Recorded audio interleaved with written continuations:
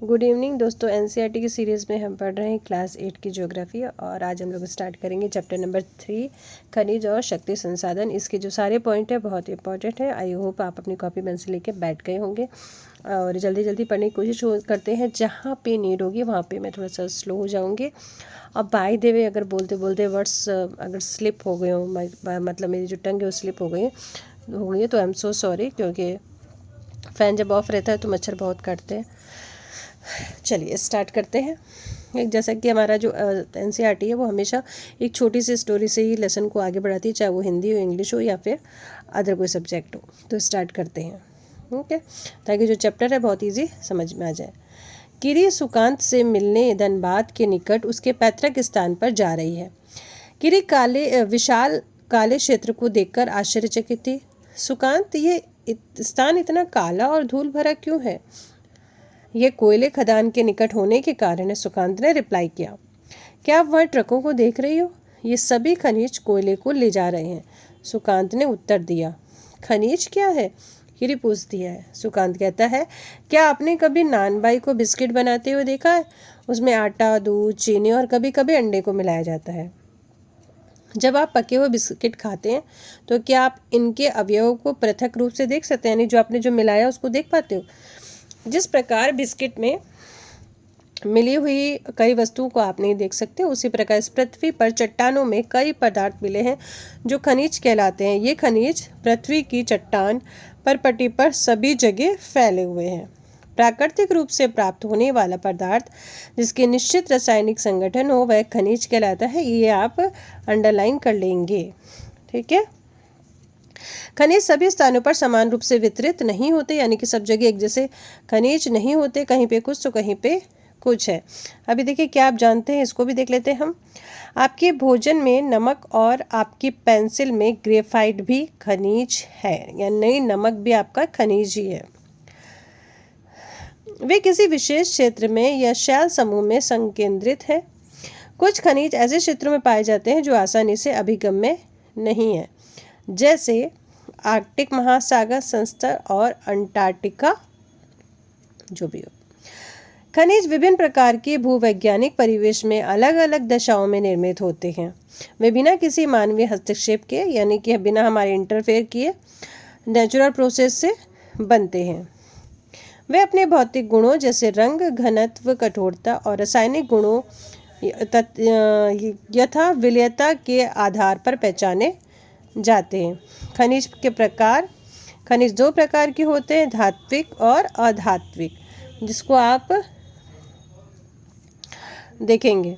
खनिजों में धातु कच्चे रूप में होती है। धातुएं कठोर पदार्थ हैं जो ऊष्मा को विद्युत सुचालित करती हैं। इनमें द्रुति या चमक की विशेषता होती है। लो एक्स, बॉक्साइट, मैग्नीज एक्स इनके कुछ उदाहरण हैं। धात्विक खनिज लो अथवा अलो हो सकते हैं। लो खनिजों में जैसे लो एक्स, मैग्नीज और क्रोमाइट में लोहा होता है। अलो खनिज में लोहा नहीं होता, किंतु कुछ अन्य धातु यथा सोना, चांदी, तांबा या सीसा हो सकते हैं। तो ये क्या है, एक तो ये ऊष्मा और विद्युत का सुचालित करती हैं, दूसरा इसमें शाइनिंग होती है। तो ये हमारे धात्विक। फिर हमारा आता है अधात्विक। खनिजों में धातुएं नहीं होती। चूना पत्थर, अभ्रक और जिप्सम इन खनिजों के उदाहरण हैं। खनिज ईंधन जैसे कोयला और पेट्रोलियम भी अधात्विक खनिज है। ये सब सुनते जाइए, देखते जाइए, बस थोड़ा सा दिमाग में रखिए, क्योंकि ये चीज़ें आप लोग अच्छे से जानते हो। खनिजों को खनन, प्रवेदन या अखनन द्वारा निष्कर्षित किया जाता है, यानी कि निकाला जाता है। पृथ्वी की सतह के अंदर दबी शैलों से खनिज को बाहर निकालने की प्रक्रिया को खनन कहते हैं। ये 1 पॉइंट हो गया। सेकंड पॉइंट क्या है, खनिज को कम गहराई में स्थित है। खनिज जो कम गहराई में स्थित है वे पृष्ठीय स्तर को हटाकर निकाले जाते हैं, इसे विवृत खनन कहते हैं। ये सेकंड हो गया पॉइंट आपका। थर्ड क्या है, गहन वेदन, जिन्हें कूपक कहते हैं, यानी जिसको गहराई में जाके निकाला जाता है। उसके बाद क्या है, नंबर 4 पे, अधिक गहराई में स्थित खनिज निक्षेपों तक पहुंचने के लिए बनाए जाते हैं, जिन्हें कूप की खनन कहते हैं, जैसा कि आपको पिक्चर में दिखाई दे रहा है। पेट्रोलियम और प्राकृतिक गैस धरातल के बहुत नीचे पाए जाते हैं। उन्हें निकालने के लिए इन गहन कूपों की खुदाई की जाती है, यानी उसको भेदा जाता है, इसे प्रभेदन कहते हैं।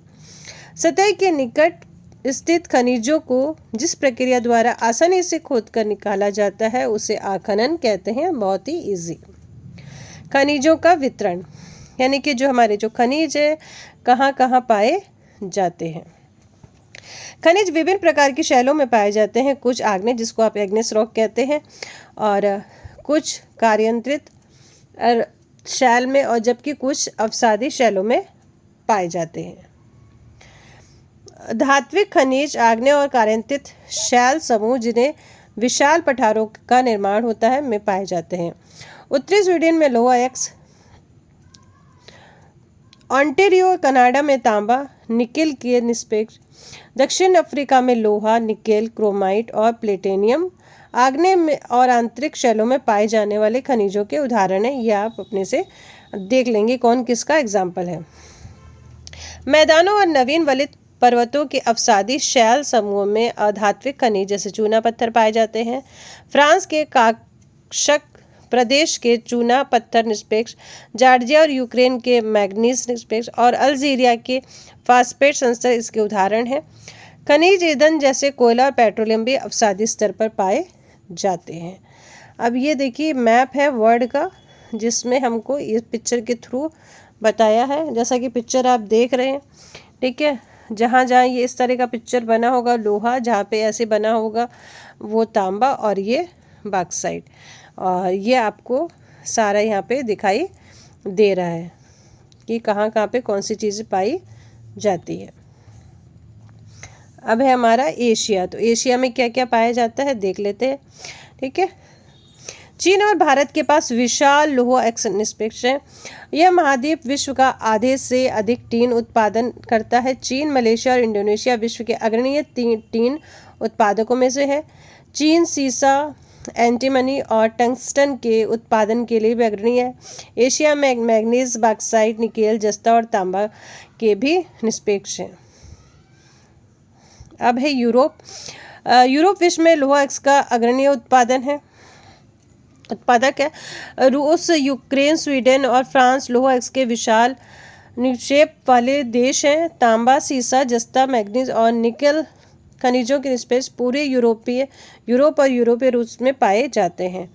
अब है हमारा उत्तर अमेरिका। ये जितने भी आपके जो 7 कॉन्टिनेंट्स हैं उसके लिए उसमें बताएगा नहीं कि कौन सी चीज़ कहाँ पे है। उत्तर अमेरिका में खनिज निष्पेक्ष 3 क्षेत्रों में व्यवस्थित है। ये जो दिखाया गया ना पिक्चर, ये जगह बताई जा रही है आपको। ग्रेट लेक के उत्तर में कनाडियन शील्ड प्रदेश, अपलेशियन प्रदेश और पश्चिम की पर्वत श्रृंखलाएं लौह एक्स, निकेल, सोना, यूरेनियम और तांबा का खनन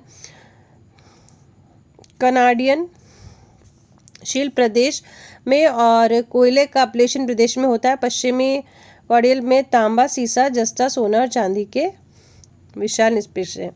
अब आते हैं हम लोग दक्षिणी अमेरिका में। ठीक है, उत्तरी अमेरिका हो गया, दक्षिणी अमेरिका। ब्राज़ील विश्व में उच्च कोटि के लौह एक्स का सबसे बड़ा उत्पादक है। चिली और पेरू तांबे के अग्रणी उत्पादक है। ब्राज़ील और बोलीविया विश्व में टीन के सबसे बड़े उत्पादकों में से है। दक्षिणी अमेरिका के पास सोना, चांदी, जस्ता, क्रोमियम, मैग्नीज, बॉक्साइट, अभ्रक, प्लेटिनियम, एस्बेस्टस और हीरा के विशाल निष्पेक्ष भी हैं। खनिज तेल वेनेजुएला, अर्जेंटीना, चिली, पेरू और कोलंबिया में पाया जाता है। अफ्रीका खनिज संसाधनों में धनी है। यह हीरा, सोना, प्लेटिनियम का विश्व में सबसे बड़ा उत्पादक है। दक्षिण अफ्रीका, जिम्बाब्वे और जायरे विश्व के सोने का एक बड़ा भाग उत्पादित करते हैं। तांबा, लोहा एक्स, क्रोमियम, यूरेनियम, कोबाल्ट और बॉक्साइट दक्षिण अफ्रीका में पाए जाने वाले खनिज हैं। तेल नाइजीरिया, लीबिया और अंगोला में पाया जाता है। ऑस्ट्रेलिया में क्या क्या मिलेगा? ऑस्ट्रेलिया विश्व में बॉक्साइट का सबसे बड़ा उत्पादक है। सबसे बड़ा उत्पादक ऑस्ट्रेलिया है। ये जो चीज़ जहाँ की सबसे ज़्यादा है उसको जरूर नोट कर लीजिएगा। यह सोना, हीरा, लोहा एक्स, टीन और निकेल का अग्रणी उत्पादक है। ये तांबा, सीसा, जस्ता और मैग्नीज में भी संपन्न है। पश्चिमी ऑस्ट्रेलिया में कारगुली और कूलगार्डी क्षेत्रों में सोने के सबसे बड़े निक्षेप हैं। ठीक है, अंटार्कटिका विभिन्न खनिज निष्पेषों अनुमान से कुछ संभवतः विशाल के लिए अंटार्कटिका का भूवैज्ञानिक पर्याप्त रूप से सुप्रसिद्ध है। ट्रांस अंटार्कटिका पर्वत में कोयले और पूर्वी अंटार्कटिका में प्रिंस चार्ल्स पर्वत के निकट लोहे के महत्वपूर्ण मात्राओं में निक्षेपों का पूर्वानुमान किया गया है। लोह एक्स सोना, चांदी और तेल के भी वाणिज्यिक मात्रा में उपलब्ध है।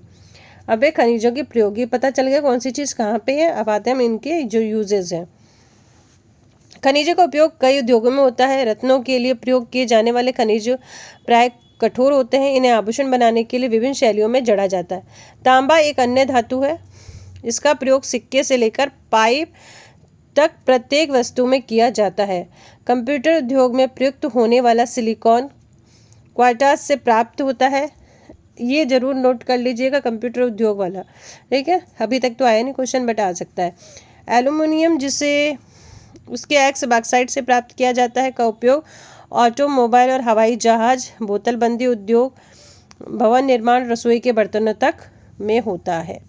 अब इनका संरक्षण कैसे करेंगे, क्योंकि ये तो फिर खत्म हो रहा है। कैसे होगा? खनिज अनवीकरणीय संसाधन है, क्योंकि ये तुरंत नहीं बनते हैं। खनिजों के निर्माण और संचयन में हजारों वर्ष लगते हैं। मानवीय उपयोग की दर की तुलना में निर्माण की दर बहुत धीमी है।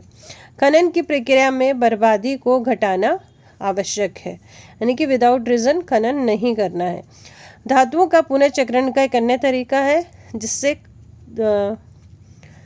खनिज संसाधनों को संरक्षित किया जा सकता है। क्या है वो? पहला है शक्ति संसाधन। अब इसमें ही बता रहे, अब शक्ति संसाधन की भी छोटी सी एक स्टोरी आ गई है इसमें, उसी से हम लोग देखेंगे। सनी की माँ अपने दिन की शुरुआत गाइजर का बटन दबाने से करती है। वह सनी को जगाने से पहले उसकी विद्यालय की वर्दी पर इस्त्री करती है। उसके बाद उसके लिए ब्लेंडर में से एक गिलास संतरे का जूस तैयार करने के लिए रसोई घर में तेजी से पहुंचती है। सनी, क्या आपने स्नान किया? आओ चलो अपना नाश्ता कर लो। सनी के लिए गैस स्टोव पर नाश्ता बनाते हुए माँ पुकारती है। विद्यालय जाते समय सनी बत्तियों और पंखों के बटन को बंद करना भूल जाता है। ये गलत बात है, करना चाहिए था। माँ उन बटनों को बंद करते समय सोचती है कि शहरों में जीवन आरामदायक प्रतीत होता है, लेकिन विद्युत उपकरण यानी कि गैजेट जो सभी बिजली की खपत है। देखो पहले क्या करा उसने, वो प्रेस की तो बिजली की जरूरत पड़ी, ब्लेंडर किया तो बिजली की जरूरत पड़ी, गैस स्टोव वो तो गैस वाला था, ठीक है। अब पंखे, बिजलियाँ, सब में बिजली की जरूरत पड़ती है, पर अधिक से अधिक निर्भरता मांग और पूर्ति के बीच विशाल अंतर पैदा करती है।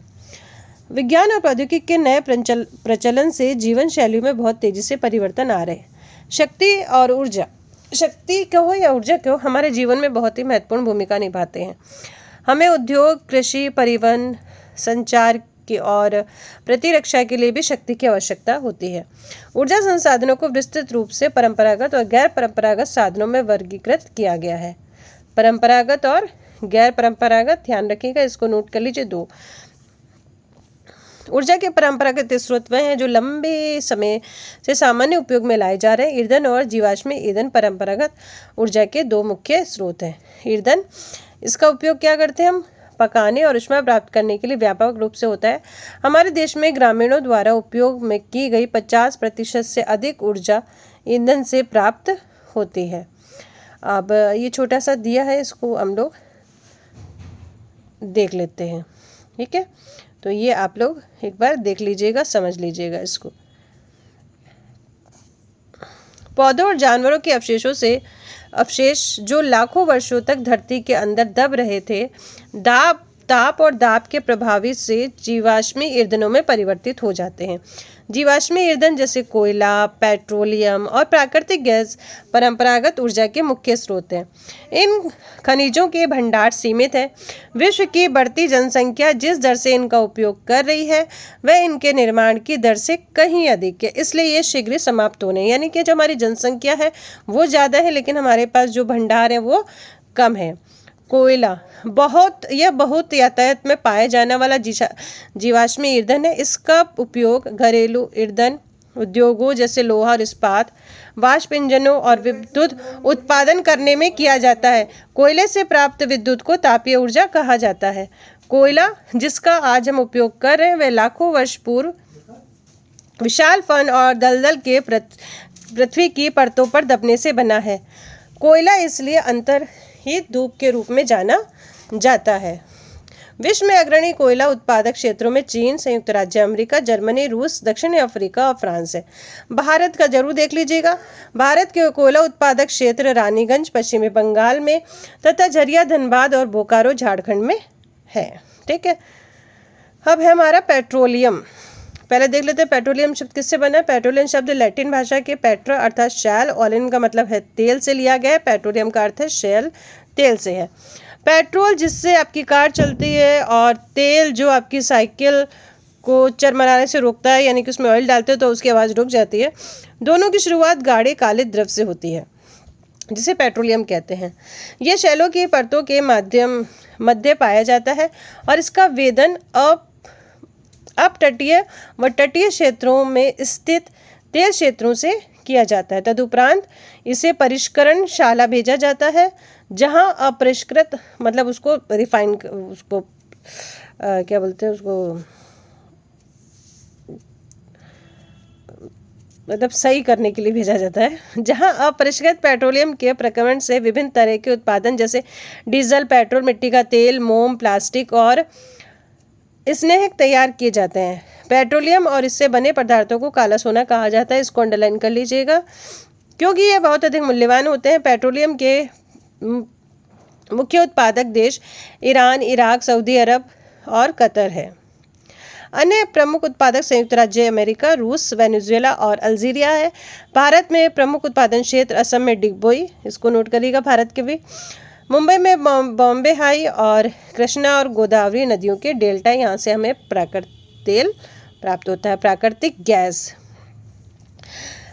गैस पेट्रोलियम निष्कर्षों के साथ पाई जाती है और तब निर्मुक्त होती है जब परिष्कृत तेल को धरातल पर लाया जाता है। इसका प्रयोग घरेलू और वाणिज्यिक ईंधनों के रूप में किया जाता है। रूस, नॉर्वे, यूके और नीदरलैंड प्राकृतिक गैस के प्रमुख उत्पादक हैं। अभी नोट करिएगा, भारत में जैसलमेर, कृष्णा गोदावरी डेल्टा, त्रिपुरा, मुंबई के कुछ अपतटीय क्षेत्रों में प्राकृतिक गैस संसाधन है। विश्व के बहुत कम देशों के पास प्राकृतिक गैस के अपने पर्याप्त भंडार हैं। हमारे द्वारा जीवाश्म ईंधनों के उपयोग या उपभोग की तीव्र वृद्धि के चिंताजनक दर से इन्हें समाप्ति तक पहुंचा दिया है। इन ईंधनों के जलने से निकलने वाले विषैले प्रदूषक भी चिंता का विषय बने हैं। जीवाश्म ईंधन का अनियंत्रित जलना नियंत्रित टोटी के टपकने के समान है जो अंततः सूख जाती है। इसने हमारा ध्यान ऊर्जा के विभिन्न गैर परंपरागत स्रोतों के दोहन की ओर बढ़ाया है जो जीवाश्मी ईंधनों के स्वच्छतर विकल्प है। अब है हमारा जल विद्युत। अब जो जल है वो भी हमारी शक्ति है, हमारा संसाधन है। बांधों में वर्षा जल अथवा नदी जल ऊंचाई से गिरने के लिए संग्रहित किया जाता है। बांध के अंदर से पाइप के द्वारा बहता जल बांध के नीचे स्थित टरबाइन के ऊपर गिरता है। घूमते हुए ब्लेड जनरेट को विद्युत के लिए घुमाते हैं और जल विद्युत कहलाती है। इसको अंडरलाइन कर लीजिएगा। विद्युत उत्पादन करने के बाद जो जल बहता है उसका उपयोग कृषि में किया जाता है। विश्व की ऊर्जा का 1/4 हिस्सा जल विद्युत से उत्पन्न होता है।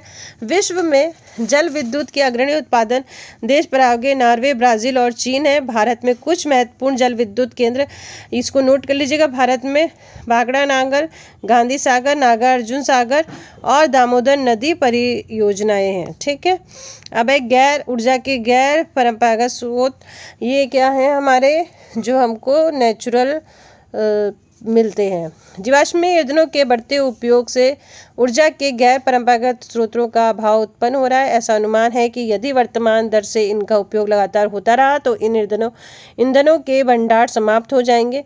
इसके अतिरिक्त इनका उपयोग पर्यावरणीय प्रदूषण भी पैदा करता है। इसलिए गैर परंपरागत स्रोत जैसे कि सौर ऊर्जा, पवन ऊर्जा, ज्वारीय ऊर्जा और है जो कि नवीकरणीय है और इनके उपयोग की हमें आवश्यकता है। सौर ऊर्जा, सूर्य की ऊष्मा और प्रकाश ऊर्जा हमारे द्वारा प्रतिदिन अनुभव की जा सकती है। सूर्य से प्राप्त सौर ऊर्जा सौर सेल में विद्युत उत्पन्न करने के लिए प्रयोग की जा सकती है। इनमें से कई सेलों को सौर पैनलों से तापन व प्रकाश के लिए शक्ति उत्पन्न करने के लिए जोड़ा जाता है, जो कि आप लोग देख रहे हो। ये क्या आप जानते हैं, इसको पढ़ लेते हैं, उसके बाद ये करेंगे, इसको नोट कर लीजिएगा। विश्व का प्रथम सौर और पवन चालित बस अड्डा स्कॉटलैंड में है, इसको नोट कर लीजिएगा। धूप की प्रचुरता वाले उष्ण कटिबंधीय देशों के लिए सौर ऊर्जा के उपयोग की प्रौद्योगिकी बहुत लाभदायक है। सौर ऊर्जा उपयोग का सौर तापक, सौर कूलर, सोलर ड्रायर के साथ साथ समुदाय को रोशनी देने के लिए और यातायात संकेतों के लिए भी किया जाता है। इसको भी आप लोग जो है देख लीजिएगा। पवन ऊर्जा के लाभ और हानि, सौर ऊर्जा के लाभ हानि, ज्वारीय ऊर्जा के लाभ और हानि, परमाणु ऊर्जा के लाभ हानि और बायोगैस के लाभ हानि और भूतापी, ये सारे के सारे जो हमें ऊर्जा है जो नवीनीकरणीय है। अब है हमारी पवन ऊर्जा। पवन ऊर्जा का एक असमाप्य स्रोत है। पवन चक्कियों का उपयोग अनाज को पीसने और जल निकालने के लिए चिरकाल से चला आ रहा है।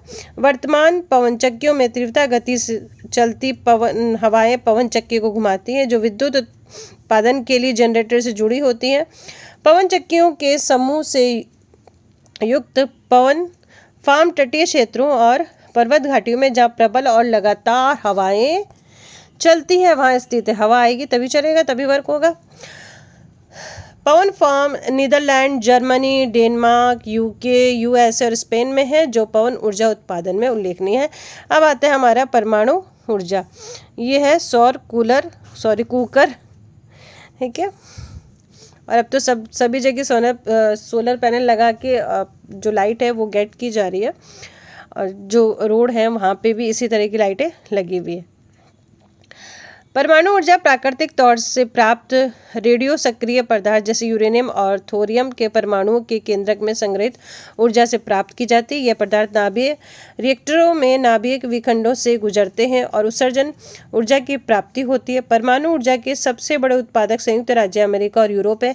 भारत में राजस्थान और झारखंड के पास यूरेनियम के विशाल निक्षेप है। थोरियम विशाल मात्रा में केरल के मोनोजाइट बालू में पाया जाता है। भारत में स्थित परमाणु ऊर्जा के केंद्र में तमिलनाडु में कलपक्कम, महाराष्ट्र में तारापुर, राजस्थान में कोटा के निकट राणा प्रताप सागर, उत्तर प्रदेश में नरोरा और कर्नाटक में केंगा है। ये इसको नोट कर लेना है आपको।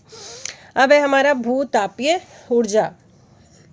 भूतापीय ऊर्जा ताप ऊर्जा जो पृथ्वी से प्राप्त होती है। ताप ऊर्जा जो पृथ्वी से प्राप्त होती है वह भूतापीय ऊर्जा कहलाती है। पृथ्वी के अंदर गहराई बढ़ने के साथ तापमान में लगातार वृद्धि होती है। कभी कभी यह तापमान ऊर्जा भू सतह पर गर्म जल के झरनों के रूप में प्रकट हो जाते हैं। ठीक है, कोई जादू वादू नहीं है।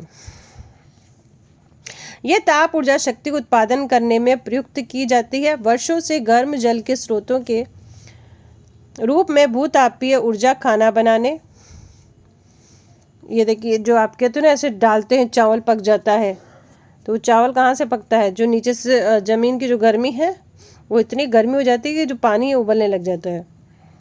तो भूतापीय ऊर्जा खाना बनाने, ऊष्मा प्राप्त करने और नहाने के लिए प्रयोग में लाई जाती है। यूएसए विश्व का सबसे बड़ा भूतापीय ऊर्जा संयंत्र है। इसके बाद न्यूजीलैंड, आइसलैंड, फिलीपींस और मध्य अमेरिका। भारत में भूतापीय ऊर्जा का संयंत्र हिमाचल प्रदेश के मणिकर्ण और लद्दाख के पूगा घाटी में स्थित है। यहाँ पे जाके आप चावल बना सकते हो। अब है ज्वारीय ऊर्जा। ज्वार से उत्पन्न ऊर्जा को ज्वारीय ऊर्जा कहते हैं, इसको अंडरलाइन कर लेंगे। इस ऊर्जा का विदोहन समुद्र के सक्रिय मुहाने में बांध के निर्माण से किया जाता है, जैसा कि आप पिक्चर में देख रहे हैं। ये भी क्या आप जानते हैं, इसको भी नोट कर लेंगे हम। विश्व का पहला ज्वारीय ऊर्जा स्टेशन फ्रांस में बनाया गया था। इसके पहले वाला भी इसी तरह जो विश्व में फर्स्ट है उसको आपको कर लेना है। उच्च ज्वार के समय ज्वारों की ऊर्जा का उपयोग बांध में स्थापित टरबाइन को घुमाने के लिए किया जाता है। रूस, फ्रांस और भारत में कच्छ की खाड़ी में विशाल ज्वारीय मिल के क्षेत्र हैं। बायोगैस, जिससे आप लोग सभी परिचित हैं। जैविक अपशिष्ट जैसे मृत पौधे और जंतुओं के अवशेष, पशुओं का गोबर, रसोई के अपशिष्ट को गैसीय ईंधन में बदला जा सकता है, इसे बायोगैस कहते हैं। जैविक अपशिष्ट बैक्टीरिया द्वारा बायोगैस संयंत्र में अपघटित होते हैं, जो कि अनिवार्य रूप से मीथेन और कार्बन डाइऑक्साइड का मिश्रण है। बायोगैस खाना बनाने और विद्युत उत्पादन का सर्वोत्तम ईंधन है और इससे प्रति वर्ष बड़ी मात्रा में जैव खाद का उत्पादन होता है। ऊर्जा सर्वव्यापी है, लेकिन इस ऊर्जा का विदोहन बहुत ही कठिन और खर्चीला है। हम में से प्रत्येक व्यक्ति ऊर्जा को नष्ट न करके एक विभिन्नता ला सकता है। ऊर्जा की बचत के लिए ऊर्जा का उत्पादन है। अभी जैसे कह रहे हैं कि अभी कार्य करें, ऊर्जा भविष्य में बचाएं, यानी कि अभी से आप बचाना शुरू कर दीजिए। तो ये था हमारा चैप्टर। इसमें थोड़ी बहुत चीज़ें हैं जो आप देख लीजिएगा एग्जाम टाइम में। और फिर मिलते हैं चैप्टर नंबर 4 के साथ में, ज्योग्राफी। और आई थिंक मुझे लग रहा है ज्योग्राफी से ज़्यादा जो इम्पोर्टेंट चैप्टर है वो हमारा है सिविक्स। तो जल्दी से फिनिश हो जाएगा। बस 7 चैप्टर आई थिंक या 5 चैप्टर और बचे, जल्दी से इसको करके सिविक्स की तरफ बढ़ते हैं। तब तक के लिए गुड बाय, टेक केयर, ध्यान रखिएगा अपना।